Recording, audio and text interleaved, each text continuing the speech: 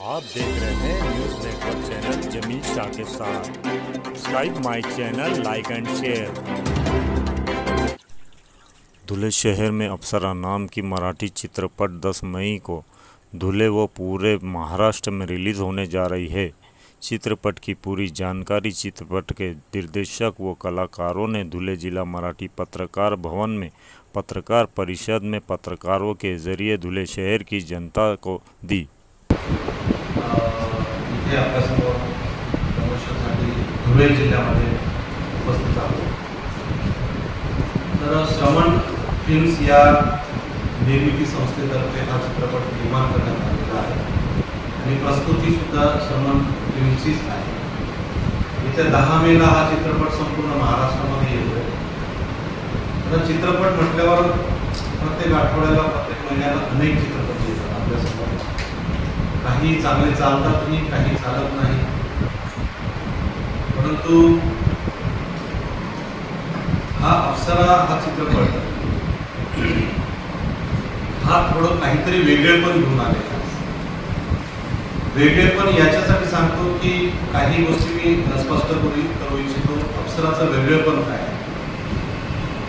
महत्त्वाची गोष्ट, मी या खानदेशाच्या मातीतून पुढे आलेलो आहे। जळगाव जिल्ह्यातील मी आहे।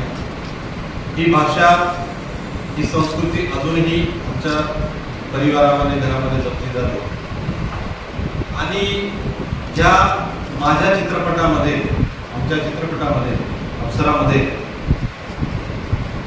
या भाषेतली गाणी आली पाहिजेत, त्या अनुषंगाने भारतभर, महाराष्ट्र नव्हे तर भारतभर नावाजलेली किंबहुना वर्ल्ड रेकॉर्ड झालेली खानदेशातली गाणी, 3 गाणी खानदेश आणि मराठीच्या चित्रपटाच्या इतिहासामध्ये आम्ही रिमिक्स केलेली आहे।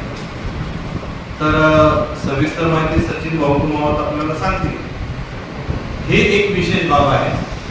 दुसरी विशेष बाब ही आहे की या चित्रपटाचं गीत आणि संगीतकार हे मंगेश कांगणे आहेत। मंगेश कांगणेची कदाचित आपल्याला ओळख असेल। त्यांनी जवळजवळ 2000च्या आसपास गाणी लिहिलेली आहेत आणि 200च्या आसपास चित्रपटांमध्ये नावाजलेली गाणी त्यांनी लिहिली। महाराष्ट्राला खूप मोठी प्रसिद्धी दिली आणि त्यांची गाणी संपूर्ण महाराष्ट्रात खूप जोरात गाजत असतात। केसावर फुगे या गाण्याने संपूर्ण जगात फेमस झालेले खानदेशरत्न सचिनजी कुमावत आमचे संगीतकार आहेत। ते देखील या पत्रकार परिषदेला उपस्थित आहेत। त्यांचं देखील या सर्व टीमचं, अप्सरा चित्रपटाच्या संपूर्ण टीमचं या ठिकाणी धुळे जिल्हा मराठी पत्रकार संघाचे सर्व पत्रकार बंधूंना नमस्कार, जय खानदेश। खरं म्हटलं तर अप्सरा चित्रपटाच्या माध्यमातून मी गेल्या 18 वर्षापासून ज्या आईराणी मालकीसाठी काम करतोय, त्या 18 वर्षाचं फळ कुठेतरी माझं गाणं मराठी चित्रपटात आलं पाहिजे किंवा माझं काहीतरी मराठी चित्रपटाच्या माध्यमातून महाराष्ट्राच्या समोर आलं पाहिजे, हे खरं म्हटलं तर एक पूर्णत्वास स्वप्न हे माझं झालं आणि ते आपल्या पिक्चरचे निर्माता सुनीलदा भालेराव यांच्यावर। मित्रांनो, केसावर फुगे या गाण्यांना टमटम गाणं, केसावर फुगे करणं लगन या गाण्याला आपल्या खानदेशानेच नव्हे तर महाराष्ट्राच्या बाहेर सुद्धा खूप मोठा प्रतिसाद आपल्याला या गाण्यांसाठी भेटला की रेकॉर्ड ब्रेक मिलियन्स व्ह्यूज या गाण्यांसाठी आले।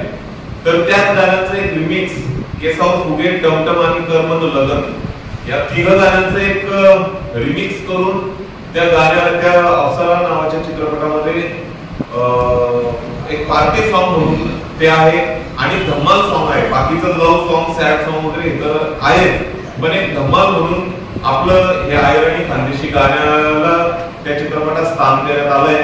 आपण आयराणी गाणं पाहतो, म्हणजे आपण जे करतो युट्यूब साठी ते 20-25-30 जणांचा एक मॉक म्हणून एक करतो आपण, पण ह्या गाण्यात 300-400 लोकांचा मॉक आहे। गोरेगाव फिल्म सिटीमध्ये हे गाणं शूटिंग झालंय की ज्या ठिकाणी मोठे मोठे पिक्चर्स किंवा जे आता रियालिटी शोज वगैरे चालतात त्या ठिकाणी हे गाणं शूटिंग झालंय।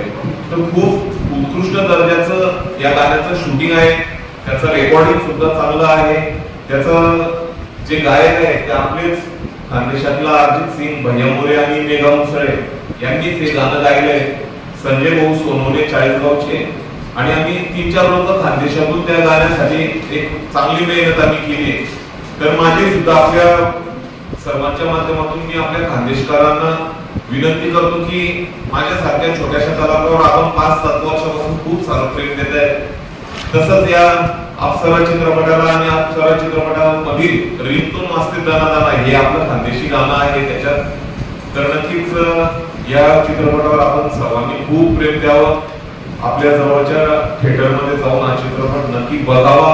चित्रपट कसा वाटला, आमच्या इन्स्टा आयडी आहे भैया मोरेची, मेघाची, माझी. त्या इन्स्टा आयडीवर नक्कीच आपण त्याला मेन्शन करून चित्रपट कसा आहे किंवा गाणं कसं आहे ते नक्कीच आम्हाला कळावं. मी पुनश्च आपल्या सर्व पत्रकार बंधूंचा खूप आभार व्यक्त करतो. धन्यवाद.